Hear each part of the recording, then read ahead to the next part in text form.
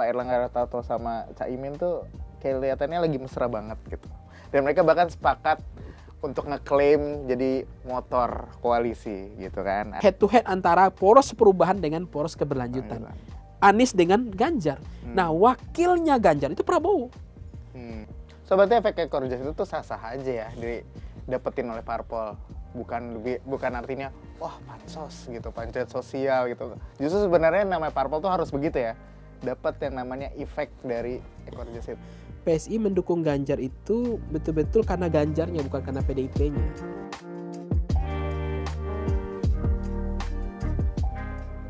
Begitu percaya diri. Karena P3 termasuk partai yang terlalu cepat dan percaya diri untuk mengusung Ganjar.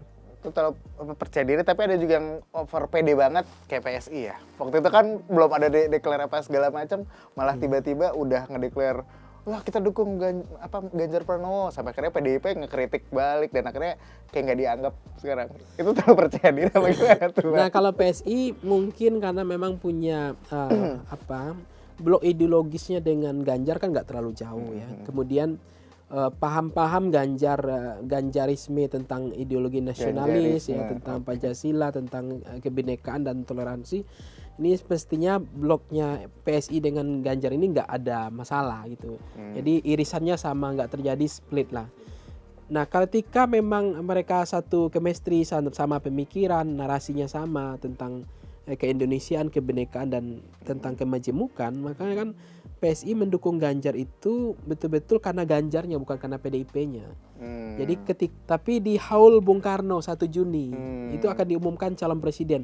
Nah waktu HUT PDIP kan saya hadir waktu itu ya. Nah Bu Mega kan pernah mengatakan bahwa saya akan lihat gerak-gerik ini, siapa yang akan bekerja, siapa yang nggak bekerja, siapa yang serius, siapa nggak serius. Saya akan lihat. Kita akan mempersiapkan deklarasi besar-besaran pada Haul Bung Karno 1 Juni. Tapi ternyata pengumuman ini jauh lebih cepat dari apa yang disampaikan Bu Mega. Jadi kita kaget ini, apa yang melatar belakangi, kekuatan apa yang mendorong ya. Kemudian jadwal Bu Mega ini nggak konsisten. Menurut saya ini begitu kuatnya, apakah memang pengaruh Pak Jokowi, begitu kuatnya bergening Mas Ganjar, sehingga 1 Juni atau di Haul Bung Karno diumumkan capres ternyata jauh lebih cepat daripada jadwal yang diumumkan. Benar. Ini menarik menurut saya, kekuatan apa di balik ini yang membuat Ibu Mega harus mempercepat. Kekhawatiran apa yang membuat Ibu Mega merasa khawatir ini nggak boleh lama-lama. Artinya ada sesuatu yang menarik di situ. Asumsi persepsi koalisi itu 2 model. Model pertama, koalisi yang semen perekatnya itu atau daya rekatnya itu adalah ideologis. Nah yang kedua adalah basis koalisi itu, kalau ideologis itu tadi yang disebut dengan catch-all party ya, ideologi menjadi penting. Bangunan koalisinya basis ideologi. Tapi ada juga koalisi yang transaksional pragmatis atau catch-all party itu.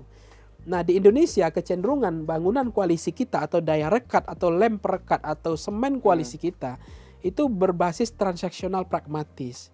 Bandwagon effect itu mazhab bagaimana menang. Kemudian bagaimana capres atau cawapresnya dari kader mereka, sehingga mereka berkoalisi. Jadi kalau itu terjadi mereka berkoalisi, tapi kalau itu tidak terpenuhi syarat itu mereka nggak berkoalisi. Bukan pada tahap electionnya. Itu kan siapapun bisa berkompetisi, sangat bertarung. Tetapi yang paling dikhawatirkan itu pada tahap kandidasi. Itu dimatikan, dibongsai kandidasi kita. Jadi orang-orangnya hanya dibatasi. Dan dihadap-hadapkan hanya dengan dua pemilu, kita hanya 2 calon presiden. Jadi itu yang kita khawatirkan sebetulnya. Nah kalau pada waktu yang sama, pada bilik yang sama, pada tanggal yang sama, pada jam yang sama, orang milih presiden, orang memilih partai politik. Kecenderungan orang Indonesia itu senang memilih figur. Makanya partai ID-nya rendah. Dia akan milih nama orang, figur itu lebih disenangi ketimbang partai politik. Nah kan caleg dari Gerindra. Kenapa Pak Prabowo ini ngotot misalnya? Kan mental bertarung caleg di lapangan. Kalau kemudian di lapangan, di poster, di spanduk mereka kampanye, caleg-caleg ini mengkampanyekan Anies atau mengkampanyekan Ganjar, itu kan mentalnya ada masalah kan kader Gerindra. Kan mereka jadi gimana nih kita mengkampanyekan Ganjar, mengkampanyekan Anies. Jadi nuansa kebatinannya, gejolaknya itu loh. Jadi mereka di lapangan itu nggak merasa bertarung. Karena mereka mengkampanyekan kader orang gitu. Jadi mental bertarung caleg akan juga terganggu. Tapi begitu mereka mengkampanyekan Prabowo adalah calon presiden, partai adalah Gerindra, maka itu akan terjadi strike ticket voting gitu. Pilihan partai dengan pilihan presidennya jalan beririsan begini. Kalau memang ada pengkondisian nanti calon presiden hanya 2, yang akan bertarung itu saya merasa itu akan ada pertarungan poros keberlanjutan, yaitu adalah kingmaker atau veto playernya adalah Pak Jokowi lewat relawan musrahnya ini mengusung Ganjar, kemudian PDIP Megawati mengusung Ganjar adalah representasi dari poros keberlanjutan menghadapi head to head dengan poros perubahan.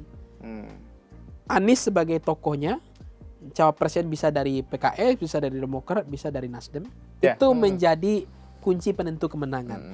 Karena lapangan ini datar, tidak ada incumbent, itu yang pertama. Maka cawapres menjadi kunci kemenangan.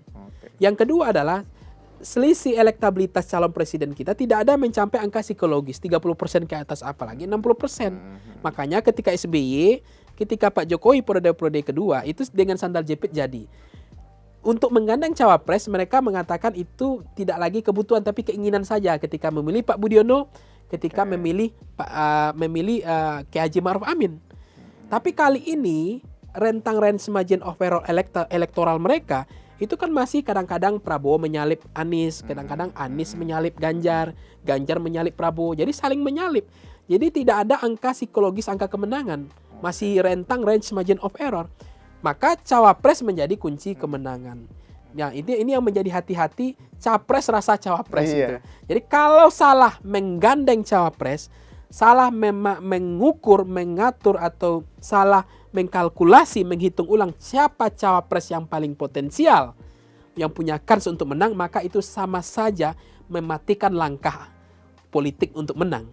Maka sekarang yang berpikir pada Jokowi bagaimana dalam pikiran Ibu Mega sama Mas Ganjar, bagaimana supaya Anies salah menggandeng cawapres.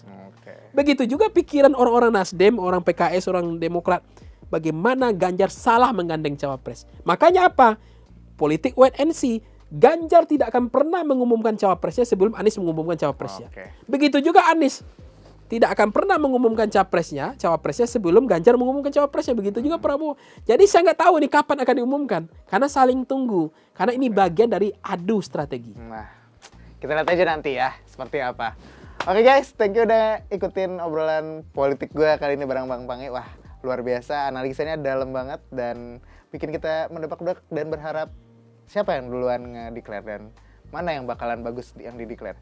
Bagus atau enggak itu relatif, tapi semoga kita bisa bijak menentukan pilihannya. Oke, gue Raywana pamit. Sampai jumpa. Bang, thank you. Oke, Bang Ray.